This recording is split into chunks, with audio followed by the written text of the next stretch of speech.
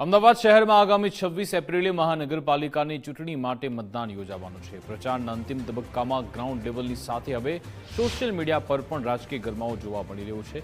આ પરિસ્થિતિને ધ્યાનમાં રાખી અમદાવાદ શહેર પોલીસ અને ક્રાઇમ બ્રાન્ચ અત્યંત સતર્ક બની સોશિયલ મીડિયાના વિવિધ પ્લેટફોર્મ્સ પર કોઈપણ પ્રકારની ઉશ્કેરણીજનક પોસ્ટ કે આદર્શ આચાર સંહિતાનો ભંગ ન થાય તે માટે ખાસ મોનિટરિંગ શરૂ કરાયું। ચૂંટણી પ્રચારમાં કોઈ પક્ષ નેતા કે વ્યક્તિ વિરુદ્ધ વાંધાજનક લખાણ પ્રસારિત ન થાય તે માટે અમદાવાદ ક્રાઇમ બ્રાન્ચની 3 વિશેષ ટીમ બનાવવામાં આવી। આ ટીમ 24 કલાક ડિજિટલ પ્લેટફોર્મ પર નજર રાખી રહી છે। આ ઉપરાંત મતદારોને આકર્ષવા માટે કરવામાં આવતા બલ્ક મેસેજ પર નિયંત્રણ લાવવા સાયબર ક્રાઇમ પોલીસે ટેલિકોમ કંપની સાથે બેઠક યોજી। તંત્રનો ઉદ્દેશ્ય છે કે ટેકનોલોજીના માધ્યમથી ચૂંટણી પ્રક્રિયામાં કોઈ ખલેલ ન પહોંચે અને શાંતિપૂર્ણ માહોલમાં મતદાન સંપન્ન થાય। સોશિયલ મીડિયા માટે અમદાવાદ સાયબર ક્રાઇમ નોડલ છે। આપણે બલ્ક એસએમએસ જે ઘણીવાર ચૂંટણી પહેલાં મોકલાતા હોય છે એના પર ખાસ નજર રાખવામાં આવે છે।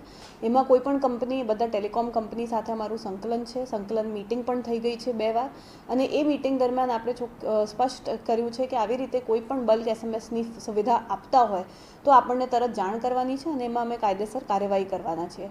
તે સાથે સાથે સોશિયલ મીડિયા તમામ પ્લેટફોર્મ પર અમારી મોનિટરિંગની ટીમ છે। 3 ટીમ છે જે 24 કલાક ત્રણેય શિફ્ટમાં ખૂબ નજર રાખે છે।